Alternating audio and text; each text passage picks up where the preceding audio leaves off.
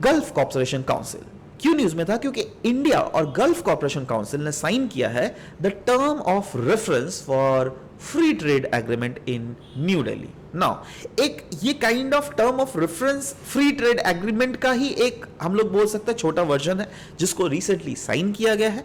और इससे कहीं ना कहीं एक सिग्निफिकेंट स्टेप देखा जा रहा है that yes, India is very very active with the Gulf corporation Council in economic integration, in trades and investment opportunities, in energy and supply chain security. तो ये है गल्फ कॉर्पोरेशन काउंसिल के countries, जिसमें in total 6 countries आते हैं: Bahrain, Kuwait, Oman, Qatar, Saudi and UAE. Gulf corporation council का headquarter कहां है? सऊदी, दैट इज रियाद में, राइट। एंड इसको 1981 में फाउंड किया गया था। ये एक regional political and economic alliance है between these 6 nations, right. Now अगर देख लीजिएगा यहां पे ऑब्जेक्टिव क्या है गल्फ कॉर्पोरेशन काउंसिल का, अनडाउटेडली इन 6 कंट्रीज के बीच में तो इकोनॉमिक कॉर्पोरेशन को प्रमोट करना है, सिक्योरिटी कोऑर्डिनेशन को इंश्योर करना है और कल्चरल और सोशल इंटीग्रेशन को प्रमोट करना ही है, बट साथ ही साथ प्रमोट करना है हम लोग को ओवरऑल दूसरे अदर कंट्रीज के साथ भी साइन पैक्ट्स या फिर कॉर्पोरेशन को बिल्डअप करना है, राइट।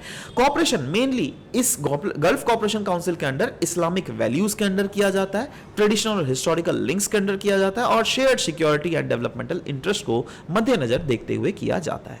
हिस्टोरिकल बैकग्राउंड की अगर बात करें, yes, gulf corporation council was formed in response of Iranian revolution and Iran Iraq war, right. और इसका मेन एम था तभी से दैट यस, कलेक्टिवली हम लोग सिक्योर रहेंगे, राइट, और मेक श्योर करेंगे दैट पर्शियन गल्फ में जो रीजनल स्टेबिलिटी वो इंश्योर रहे।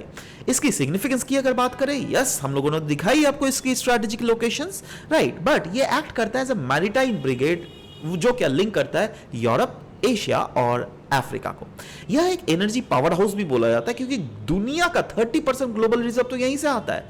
यही कंट्रीज जो है मेजर दुनिया के crude oil exporter and natural gas exporters है।